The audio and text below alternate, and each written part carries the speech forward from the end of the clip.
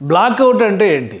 భారత్ పాకిస్తాన్ మధ్య ఉద్రిక్తతలు వచ్చినప్పటి నుంచి మాక్ డ్రిల్స్ పేరుతో కేంద్ర ప్రభుత్వం రాష్ట్రాలని అప్రమత్తతకి సంబంధించినటువంటి డ్రిల్స్ నిర్వహించాలని చెప్పినప్పటి నుంచి ఈ బ్లాక్అవుట్ అనేటువంటి పదం ఎక్కువగా వినిపిస్తుంది. పైగా ఈరోజు అంటే జమ్మూ కాశ్మీర్ ప్రాంతంలో వరుస పెట్టి సరిహద్దుల్లో కంటిన్యూస్గా పాకిస్తాన్ సైన్యం జరుపుతున్నటువంటి కాల్పులు, ఆ తర్వాత క్షిపణి దాడులు వచ్చిన తర్వాత జమ్మూ కాశ్మీర్ని బ్లాక్అవుట్గా ప్రకటిస్తూ సైన్యం ఒక కీలకమైన నిర్ణయం తీసుకుంది. అంటే ఏం చేస్తారు? మరీ ముఖ్యంగా ఆ నిర్ణయం తీసుకున్న తర్వాత ధర్మశాలలో జరగాల్సినటువంటి ఐపీఎల్ క్రికెట్ మ్యాచ్ని కూడా రద్దు చేశారు. ఉద్దేశపూరితంగా జరుగుతున్నటువంటి ఈ దాడులు క్రికెట్ జరిగేటువంటి చోట పెద్ద ఎత్తున జనం గుమికూడతారు కాబట్టి వాటిని లక్ష్యంగా చేస్తూ మరిన్ని క్షిపణుల్ని ప్రయోగించే అవకాశం ఉంటుందనే ఉద్దేశంతోనే ముందు జాగ్రత్త చర్యగా ఈ నిర్ణయం తీసుకున్నారు. అలానే బ్లాక్అవుట్ అంటే ఏంటి? వరుసగా ఈ క్షిపణుల దాడులు జరుగుతున్నటువంటి క్రమంలో బ్లాక్అవుట్ గురించి ప్రస్తావన ఎందుకు వస్తుంది? ఇది చూస్తే కనుక భారతదేశం రిటాలియేషన్ అంటే రివర్స్లో కొట్టేటువంటి క్రమంలో వరుసగా ఫైరింగ్ చేసినటువంటి షార్ట్స్ ఇవి మనకు కనిపిస్తున్నాయి. సో ఇక్కడ ఏం కనిపించట్లేదు, అంతా చీకటిగా ఉంది, ఓన్లీ కొన్ని లైట్లు వెలుగుతున్నట్టుగా కనిపిస్తుంది. ఎందుకంటే ఆ ప్రాంతం అంతా కూడా బ్లాక్అవుట్లో ఉంది.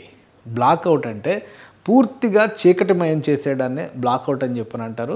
ఆ ప్రాంతంలో కనీసం దీపాలు, సెల్ ఫోన్ల లైటింగ్లు కూడా వేయకూడని పరిస్థితిని క్రియేట్ చేసినట్టుగా మనం భావించాలి. గతంలో అయితే ఒక ఊరికి అలానే ఒక అడవికి లేదా దూరంగా ఉన్నటువంటి పొలం ఉన్నటువంటి ఆరుబయట ప్రదేశానికి తేడా ఎలా తెలుస్తుందంటే, ఎక్కడైతే ఎక్కువ లైట్లు వెలుగుతూ ఉన్నాయో అక్కడ నివాసయోగ్యమైన లేదా ఆవాస ప్రాంతాలు ఉన్నట్టుగా నిర్ధారించుకునేటువంటి అవకాశం ఉంటుంది.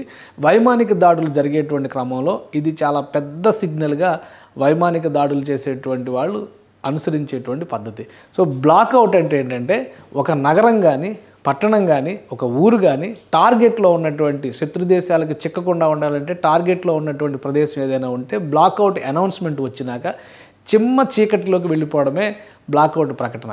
ప్రస్తుతం జమ్మూ పరిస్థితి అదే విధంగా ఉంది. అంతర్జాతీయ సరిహద్దుకి సమీపంలో ఉండడం, పూంచ్ సెక్టార్కి సమీపంలో ఉండడంతో అక్కడ పెద్ద ఎత్తున మందుగుండు సామాగ్రిని పేలుస్తుంది పాకిస్తాన్కి చెందినటువంటి సైన్యం. ఎందుకంటే అక్కడ ఓన్లీ బుల్లెట్ ఫైరింగ్ ఎక్కువ జరిగింది. కానీ ఈరోజు సాయంత్రం అంటే నిన్న సాయంత్రం తర్వాత జరిగినటువంటి ఫైరింగ్లో క్షిపణి దాడులకు కూడా దిగారు. దానికి కౌంటర్ చేస్తూ భారతదేశం S-400 రక్షణ వ్యవస్థల్ని యాక్టివేట్ చేసింది. వాటితో ధ్వంసం చేయడం ద్వారా ఈ విధంగా గుళ్ళ వర్షాన్ని, ఒక విధంగా చెప్పాలంటే క్షిపణుల వర్షాన్ని కురిపించింది భారతదేశం. అంతకుముందు పాకిస్తాన్ చేసినటువంటి దాడులను కనుక మనం గమనించి చూస్తే లైటింగ్ ఉన్నటువంటి ప్రదేశాలు అంటే ఒక ఊరు అని గుర్తించడానికి అవకాశం ఉన్నటువంటి ప్రాంతాలపైన దాడులు చేస్తూ వచ్చింది.